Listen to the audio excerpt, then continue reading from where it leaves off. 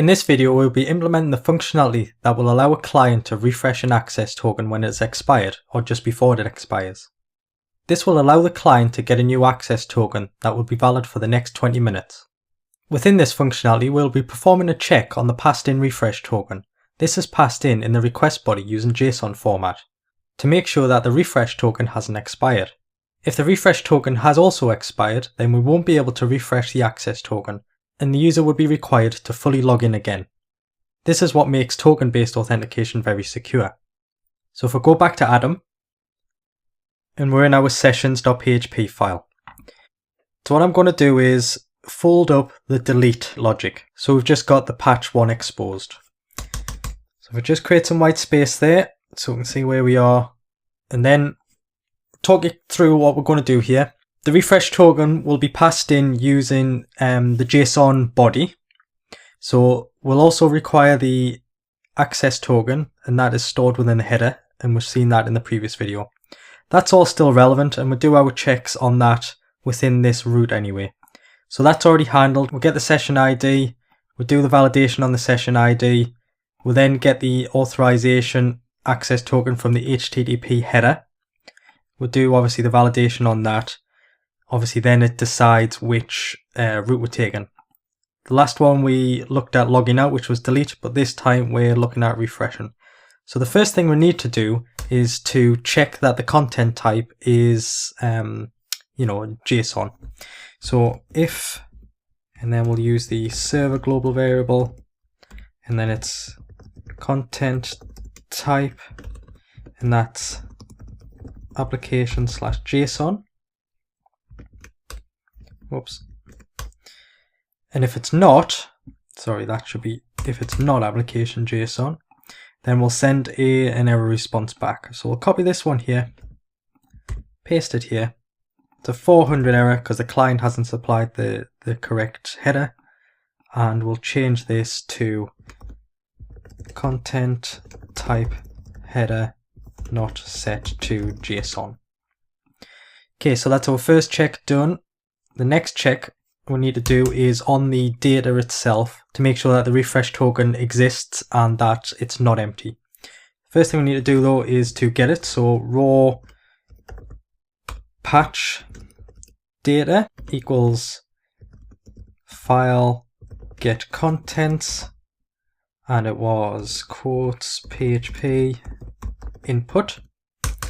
Scroll down, and then we check to make sure that the data that's been passed in is in JSON format and that it's a valid JSON. So we'll do JSON data, JSON decode, and raw patch data. So we've done this previously. We'll try and decode the raw data that's passed in. If it's successfully JSON, then this will be valid or true. If it's not valid JSON, the JSON decode returns false. So we're checking for false. We'll then copy this error handler, which is our response here. And that's also 400 error message. And the message is content, actually request body is not valid JSON. So then if it is valid JSON, we need to perform some checks to make sure that the refresh token has been provided. So another if statement. So we'll do if not set and JSON data, whoops, that's in the wrong bit, JSON data, and we're looking for refresh underscore token. Create some space here. So if it's not set, or if strlen JSON data refresh underscore token is less than 1. So if it's blank, then we will send an error response back. So copy that one, paste it there. It's a 400 message. And because we're doing two types of checks here, we're going to use the ternary operator again to add the message where it's relevant. So we need to do this one first of all. So is not set. JSON data refresh token, and then we need to put in our add message. So I'm just going to get rid of that because we're moving it up here, otherwise false. We'll change this message so it's relevant, and we'll say refresh token not supplied. So we're going to copy this, paste it below, and then instead of is set, we're going to do string length, and then we're going to say less than 1. So if this passed in refresh token is less than 1 in length, then it's blank. So we'll just say refresh token cannot be blank. So we'll save that. Okay, so that's our checks there. We'll move on to the next part, which is we need to now create some database queries, and so we'll need to create our try and catch statement first of all. So we'll try catch, and then it's a PDO exception because it's to do with the database. And then for the catch statement, we need to handle an error response. So we'll just paste one in here. It will be a 500 error message because it's a server error or potential server error. And then the message would be there was an issue refreshing access token. Please try again. Actually, it would be please log in again. Get rid of the white space. Create some space here so we can see what we're doing. Okay, so now hopefully our validation's all passed. We now need to grab this refresh token and store this in a variable. So that's what we need to do here. So refresh token, and we'll get it from JSON data refresh token. So we'll save that in a variable there. And then what we need to do is create a database query to bring back, it's not just from one table now. We now need to join 2 tables up, which is TBL sessions and TBL users. The reason why we're doing that is we need to bring back the session details to validate the refresh token and access token and things like that. But we also need to bring back the users row or the user details because we need to perform our user is active and lockout attempts, because these are still valid. If we want to refresh the token, we need to perform them validation checks. In the previous video, we weren't bothered about when we're logging out. We're not bothered if a user is active because all we're doing is actually logging out a session. We don't want to prevent people from logging out. If anything, it's safer to allow people to log out based on just maybe an expired access token or something. So what we need to do here now is create the database query to perform our link or our join between the table and return all of the required user details back. So what we're going to do is create the query. So query equals write db prepare, and this is going to be fairly long SQL query here because we're bringing back quite a bit of details here. So we need to do select. So because we're bringing back an ID, both tables, TBL sessions and TBL users, do have an ID column. So we need to specify explicitly which table we're talking about. And how you do that is TBL sessions dot ID. So that says bring back the ID column from the TBL sessions table, not the users table. And we'll give this an alias of as session ID. The next field we need to bring back is user ID. So we'll be explicit here about TBL sessions dot user ID, just so we know actually when we're reading this where it's coming from. And we'll give this an alias as user ID. The next field we need to bring back is the access token, the refresh token, and then user active, login attempts, the access token expiry,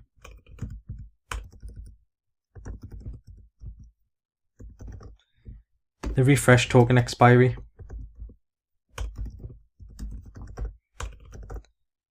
refresh token expiry, yeah. And then from TBL sessions and TBL users. And then we need to link the two tables together. So we'll do away TBL users.id equals TBL sessions.user ID. Remember, we're not linking a session ID to a user ID because the two things are different. Within the sessions table, we store a user ID, and that links to the TBL users.id, which is the unique auto-incrementing ID from the users table. So the next thing we need to put in the condition is where, so we need to do and TBL sessions.id equals a passed in sessions ID, because remember we're doing /sessions/ID, so we then need to put a placeholder in here for session ID. And the next thing we need to do and TBL sessions.access token equals the passed in access token, and TBL sessions.refresh token equals refresh token. So that's our SQL query. It looks quite long, and to be honest it is, but all we're doing is joining the two tables together so we can link the session ID with the user.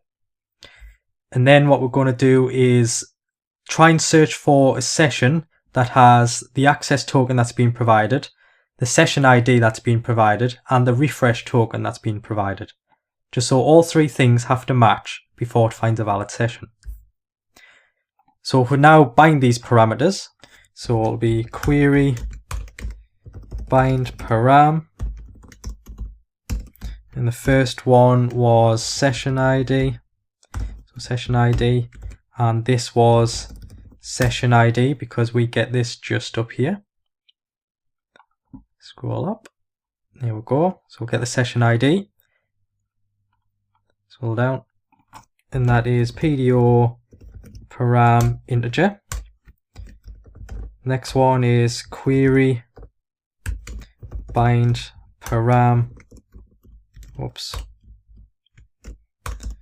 and this will be access token, and we'll bind the parameter for access token, and this is PDO param string, and query bind param, so we'll get rid of that, and then we'll put in refresh token, and that is PDO param string. So we're passing in the session ID, which we'll get from the URL or the root. We'll get the access token, which we get from the HTTP request header, which is here, from the authorization request header. And then what we're going to do is get the refresh token, and this is passed in the request JSON body. So this is where we do the JSON decode, and then we get the refresh token. So now that we've done that, we need to do a row count. So row count equals query row count. And we need to do an if statement. So if row count equals 0, then this is going to be an error. So we're going to copy this response because we need to send a standard error response back. And this is going to be a 401 message. And we're going to say access token or refresh token is incorrect for session ID. So I'll save that. So what we're doing here is checking to make sure the passed in session ID, access token, and refresh token all match. So for this given session ID, the access token matches and the refresh token matches. We're not bothered about it being expired at the moment because all we're doing is to make sure that there's a session there that has the same access token as the passed in access token and the same refresh token as the passed in refresh token. If it doesn't, then we'll send our 401 unauthorized error response back. So hopefully we will have a row there now. So what we need to do is bring back that row, and obviously this brings back quite a bit of data That's why we've had to link both of the tables. So if we save that in row, normally this would be in a while statement, but we know we're only going to get one row back because you can only have one session that has the same access token because it's unique. So we'll use query, and then it's fetch, and then it is PDO fetch associative array. So now what we're going to do is save these values from the SQL query into variables.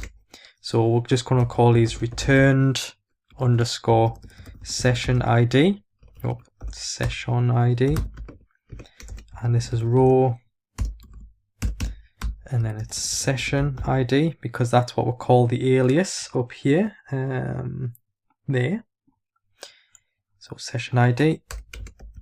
So we're going to do this for each column that we returned back. So returned user ID,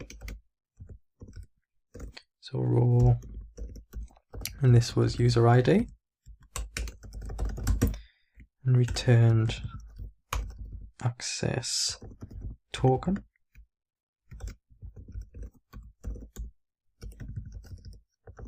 So we'll call that access token. Oops, returned refresh token, row refresh token, returned user active,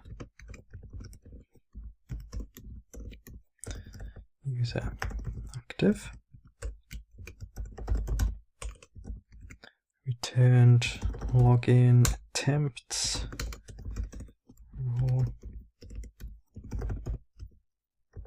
login attempts, and then we get the two expiries because they were the last two columns we returned. Returned access token expiry,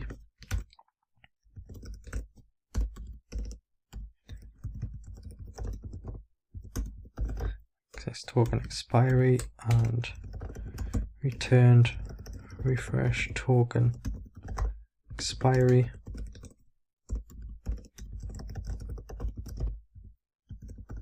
refresh token expiry.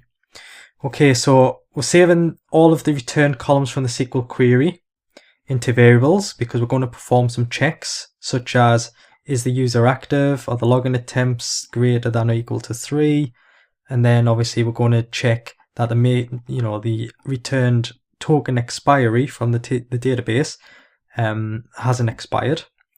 So we need to perform some of these checks now. So if we do if, and we'll check is the user active to begin with. So is returned user active equals to a y, sorry, not equal to a y, then we need to send an error response back. So copy and paste that. So we're going to say it's a 401 error because the user is not active, it's an unauthorized. And the message for that is user account is not active. And then the next check we need to do, so I'm just going to copy and paste this because actually it's very similar. Scroll down a bit. Instead of user sort of is active, we need to check the returned login attempts. And we need to say, well, if these are greater than or equal to 3, then the account's locked out. So it's still a 401, and then we're going to say user account is currently locked out. Okay, so that's our basic checks there. The final check we need to do is to make sure the refresh token hasn't expired. That's what we're going to do. Scroll down. So another if statement, and we'll be using a function called string to time. So obviously the MySQL database returns a time, and we need to say str to time. So it's like a date and time, and we're converting that to a time. So string to time and return returned refresh token expiry. So we need to work this out, string to time. So if it's this time, so if the time stored in the database is less than the current time, that means it's expired. Because if the time in the database is a future time, that means it's still active. So if we're saying if it's less than time, then it's expired. So we're going to copy this error response here, paste it there to 401 error, and we're going to say refresh token, has expired. Please log in again. So once the refresh token has expired, it can't be used. You must log in again. That's the only safe way to do it, because otherwise you would potentially have a refresh token that never expires. So if that ever did get leaked or something happened, then they would have permanent access to this user account, which is not good. So now that our checks are done, we need to regenerate an access token, a new one. Obviously set a new expiry time, but also every time you get a new access token, that also comes down with a new refresh token. We need to generate the access tokens and the refresh tokens. Now I'll be using exactly the same method we used when we first created a session, which is to use the OpenSSL random pseudo bytes and generate basically a random string. So we'll be using exactly the same thing. So it was access token equals, and then it was OpenSSL random pseudo bytes, and then it was 24 bytes. 24 bytes. But then what we need to do, because it's binary, we need to convert it to hex, and then we need to convert that to base64 encode. So bin to hex, open the bracket, close the bracket. But we need, before we convert this to base64, we need to suffix the time on the end to guarantee a total unique access token. So obviously I went through all this with stale tokens and stuff in a previous video, so I don't need to explain it here. So we'll just add the time, and then we need to convert all of that or encode that to base64 to make it into a usable format for us. Okay, so base64, encode bin to hex, yeah. So that's fine, so that's an access token. So I'm going to copy that just underneath it, paste it again, and call this refresh token. Because it's exactly the same formula we're using. This will guarantee us 2 unique tokens.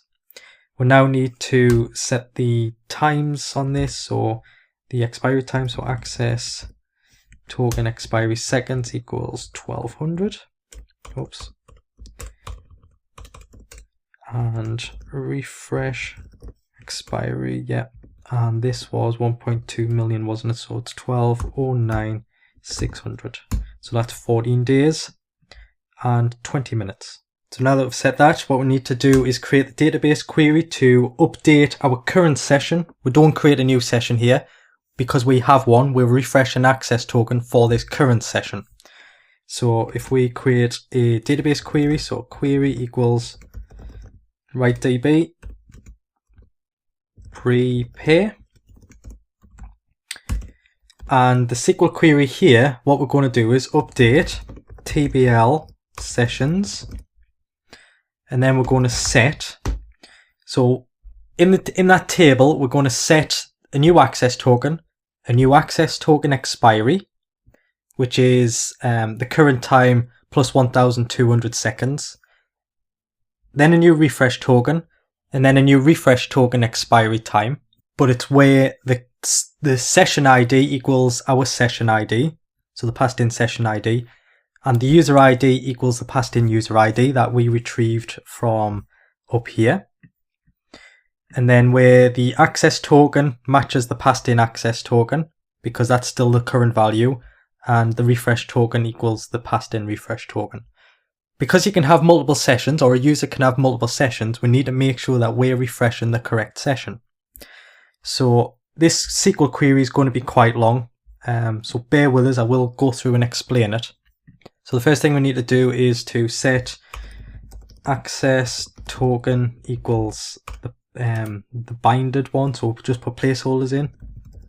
because we need to pass in the newly generated access token from up here. We're just setting these at this point. So set access token, and then it is access token expiry.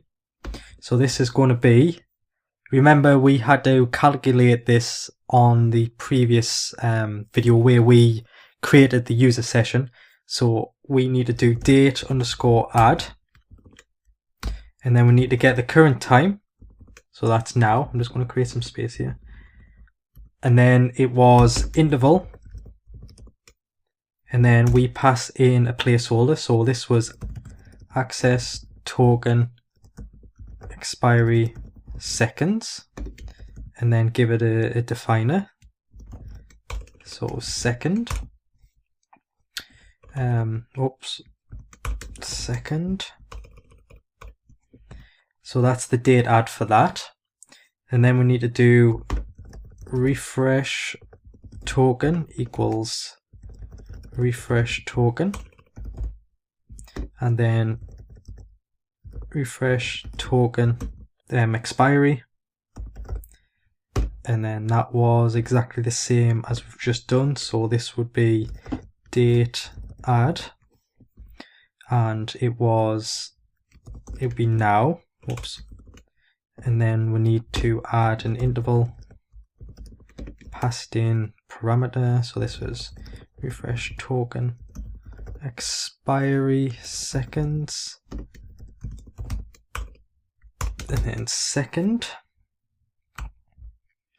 and then it needs to be where ID equals passed in session ID,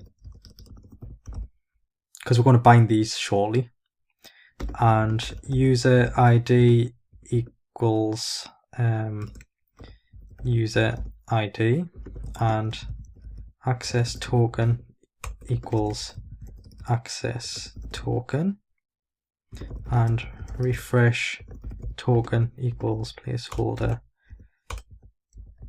refresh token. Actually, that's wrong. So what I'm going to do is delete that. Yeah, I think that's right. Yeah, if I just delete that, and access token equals this will be the returned access token, so it's the current value in the database that we just retrieved previously. Returned access token, and refresh token equals returned refresh token. Okay, so bear with us on this one because it is quite long, but it's updating the sessions table. We're setting a new access token, a new access token expiry, which is the current time plus our interval, which is here. So for the access token, it's 1200 seconds. For the refresh token, it's 1.2 million seconds. So, and then we set a new refresh token, and then a new refresh token expiry, which is the 1.2 million. Where the session ID, so the row, the ID, is equal to our passed in session ID, which will be /sessions/5. And then the user ID would be the returned user ID that we returned previously. And the access token would be the returned access token and the returned refresh token. The reason why I put returned here is because we've already got one called access token, and I don't want to confuse matters. We don't have one called user ID because that's been returned. We're not generating a new user ID. So go back, and now we need to bind all of these parameters. It's quite a lot of them. So query bind param. So the first one we're going to do is the user ID, and that would be the not refresh or returned user ID, and this is PDO param integer because it's a number. Query bind param, and this one would be a session ID, and this one will be returned session ID because this is what we've got just up here, return session ID. So basically we're reusing down here in the SQL query. and this one would be PDO param integer. So query bind param, and this one would be the access token, and this would be, at this point, this would be the new access token, not the returned one. So access token, and this is PDO param, and it's a string. Query bind param, and it would be access token expiry seconds, and this would be access token expiry seconds in there. Yep, that looks fine. And then it'll be PDO param integer because it's a number. Query bind param, and this one would be the refresh token. Make sure I put the colon at the beginning. Refresh token, and then this one would be the new one, so that's refresh token. PDO param string, query bind param refresh token expiry seconds, and this is refresh token expiry seconds, and this is PDO param integer. Okay, so now we're on to the returned access token and the returned refresh token. So we'll just need to bind these. Bind param, and this would be returned access token, and this was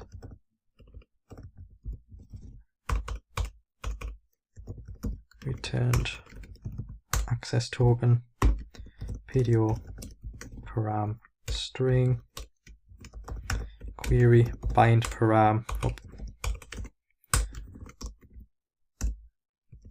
and this was returned refresh token.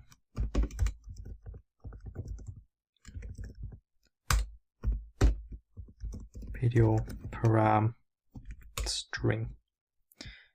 Okay, so we've bound all the parameters that we need. So the user ID is our passed in user ID that we got from the running the query just above up here. So these were the returned ones. So just make sure we're talking about the same row in the table. So we've got the same session ID, same user ID, where the access token and refresh token match. So it's just a case of validating the data, really, just making sure we're working on the same row here.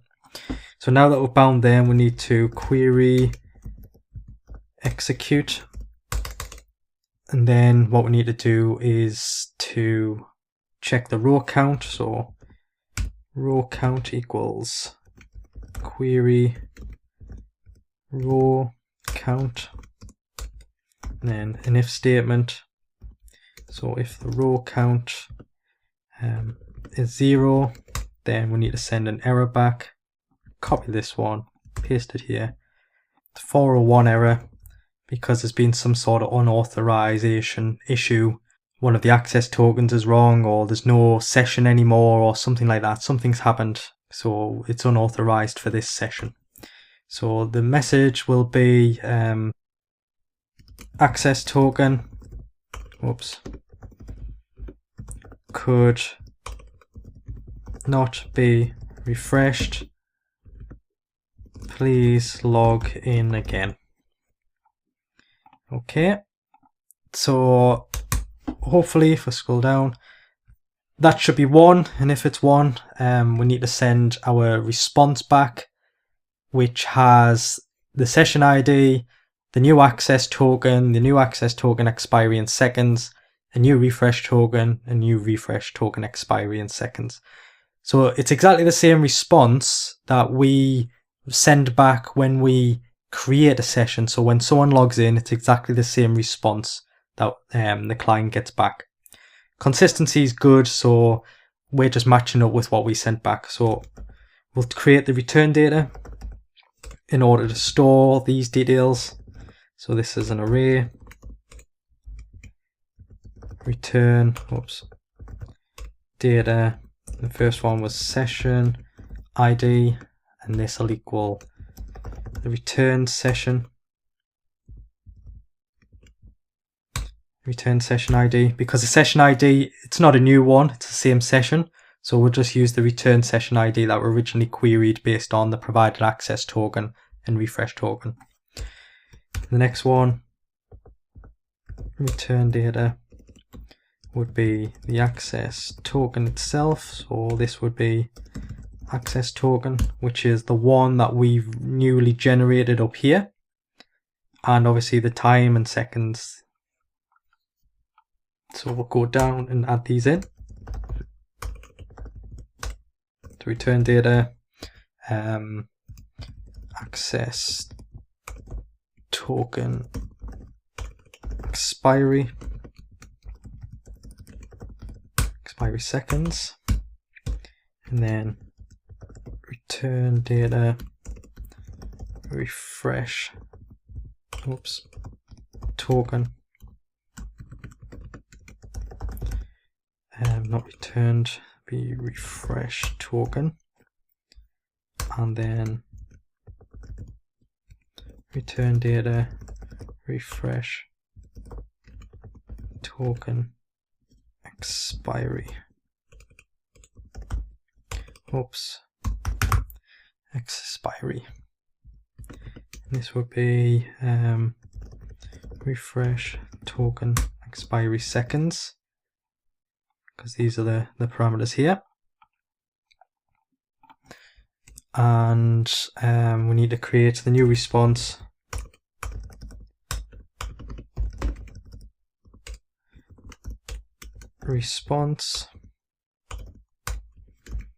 Set HTTP status code. It's going to be a 200 OK.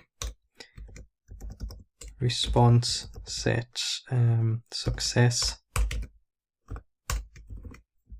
true response, and then what we're going to do is to add a message, and we're going to say token refreshed, and then response set the data. And this is the return data, and then the response send, and then exit. So what I'll do now is clear that white space and save it. So if I scroll back up, and we'll just review what we've written here. Start from the top. So we've got the patch, that's what we're dealing with here. We're refreshing a session. So the first thing that we'll do is obviously check that the content type is application JSON. If not, send an error response back. We'll then get the patch data, which is sent with the request body, and this is basically the refresh token that we're sending in the JSON data. We'll try and decode it to make sure it's valid JSON, save it in a variable if it is. So we do some checks on this refresh token in the JSON data to make sure that it exists and that it's not blank. Scroll down. We'll then save the refresh token in a variable.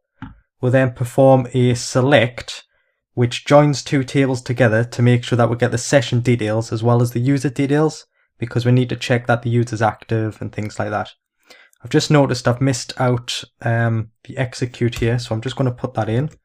So query execute, because that wouldn't have worked once we've tested it. So I'll save that.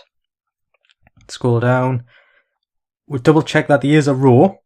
There should be. If the row is 0, basically that we haven't provided the correct session ID, access token, and refresh token. So one of them is incorrect. So we obfuscate that by just saying access token or refresh token is incorrect for the session ID. We don't give exact details, you know, the access token's wrong, but the refresh token's correct. So we obfuscate that. We then get the row from the database, and then we'll save the details that we need to check in variables. So we'll prefix that with returned. So we've got the session ID, the user ID, which is the internal user ID, access token, refresh token, get the user active and login attempts. And if we scroll down, we check that the user is active. So if it's not active, we'll send an error back to say the user is not active. And we'll check that the account's not locked out. We'll then check that the returned refresh token expiry is not expired, because obviously a refresh token will only last 14 days in our case. So we need to make sure that the refresh token hasn't expired. If it has expired, then the user will require to log back in again. We'll then generate our access tokens. So we use the open SSL sudo bytes, and then we suffix it with the time. I've just noticed that I've actually put the time in the wrong place. So if we move that just to one bracket out, and the same with the refresh token, because actually we want to append the time once it's gone to hex. So we don't want to append the time to the bytes, we want to append the time to the hex to then encode as base 64. Then we generate our expiry times, so 1200 seconds is 20 minutes and 1.2 million is 14 days. We'll then update the session with the new access token expiry, the new refresh token, and the new refresh token expiry. Then what we'll do is make sure that it has successfully updated the row. We'll then create our return data, which should return the session ID, the access token.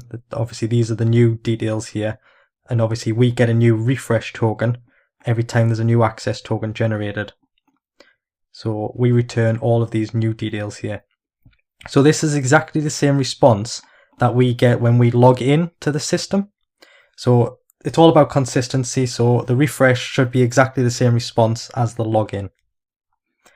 Okay, so then we return the message about token refreshed. So now we should be able to test this. So if we open up Postman, we first need to log in. So http localhost host port 8888/v1/sessions, and it's going to be a post request because we're logging in first before we can refresh a token. Go to body raw and then application JSON. We'll create some JSON here, and we need to supply username, and the username was Michael, and we'll need to supply the password, and the password was password123. So I'll submit that. We'll then get our session ID, which is 4 in this case. We'll then get our access token, which expires in 1200 seconds. We'll then get our refresh token. And I'm just going to quickly go to phpMyAdmin and refresh that. So you can see now we've got our session. We've got our access token expiry, which basically is 20 minutes from where we've just created the session. So what I'm going to do now, if you note this access token, I'm now going to refresh this, and you can see here it's NMY, and refresh token begins with ZWF. Now I'm going to try and refresh this, obviously using the endpoint that we've just created. So we'll go back to Postman. We'll create a new request. This time it is a patch because we are updating a session to refresh. So http localhost port 8888/v1/sessions. And this time we need to put a session ID on the end. So that's 4 in this case, because that's our session ID here. So we don't create new sessions when we refresh an access token. It's still the same session. It just gets refreshed. So we'll go back here.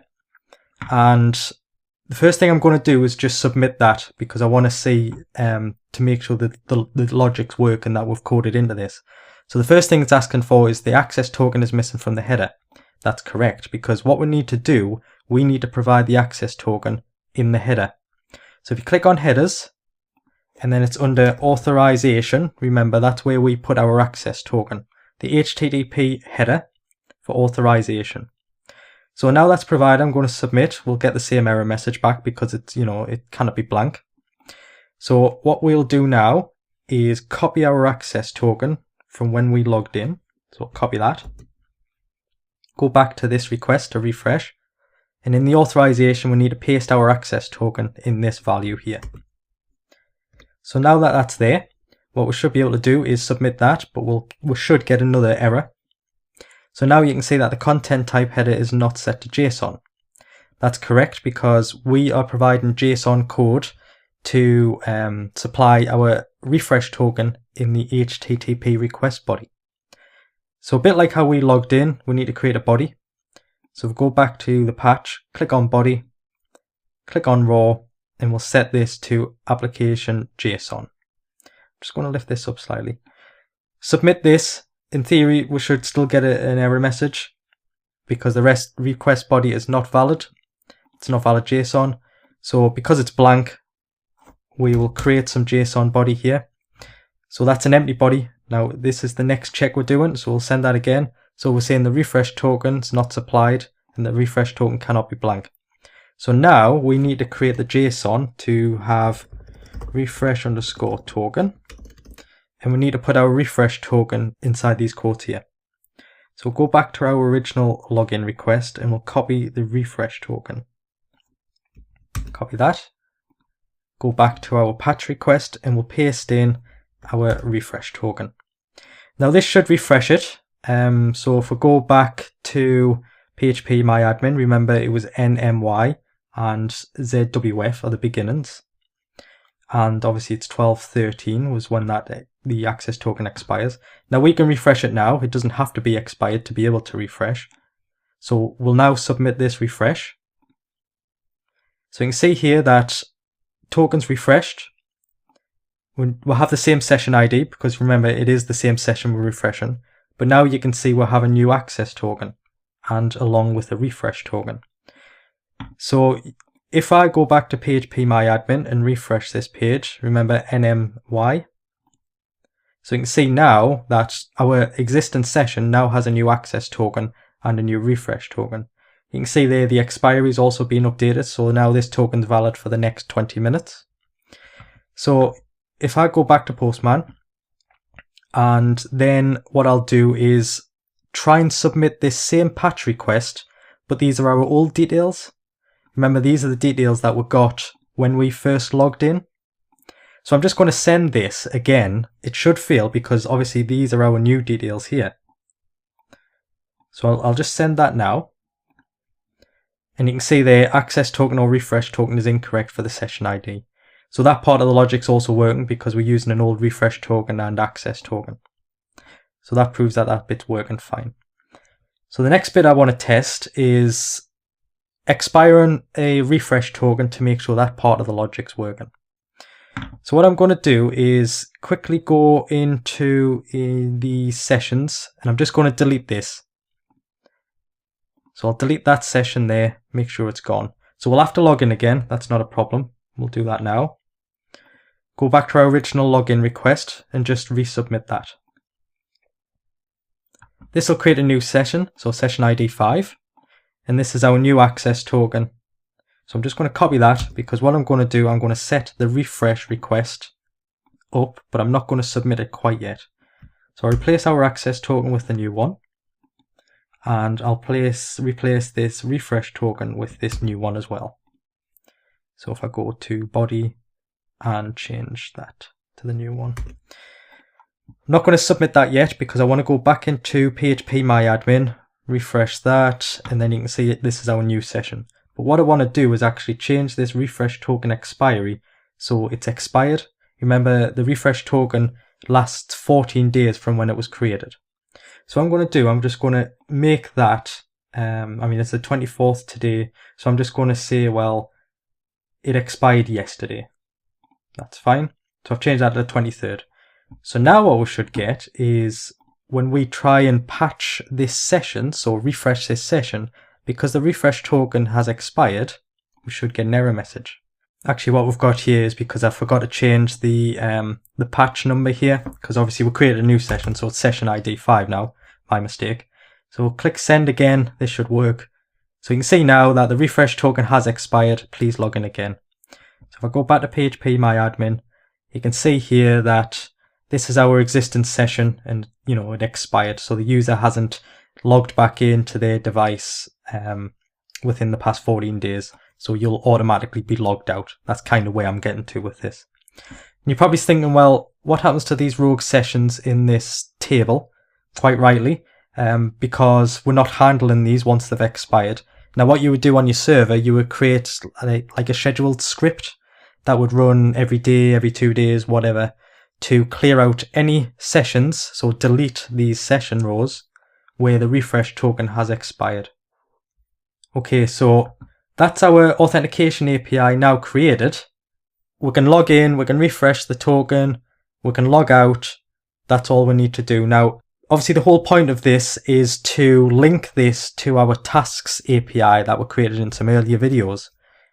And what we need to do is convert that now to look at the user ID. So in the end, we want to just be able to log in and get our tasks. That includes, updating our own tasks, deleting our own tasks, things like that. So at the minute, it doesn't allow you to log in. If you get all tasks, you just get, a list of all the tasks. Doesn't matter who's created it or anything like that. So in the next video, we're going to change the tasks API in the tasks database to handle this new functionality. So we'll see you in the next video.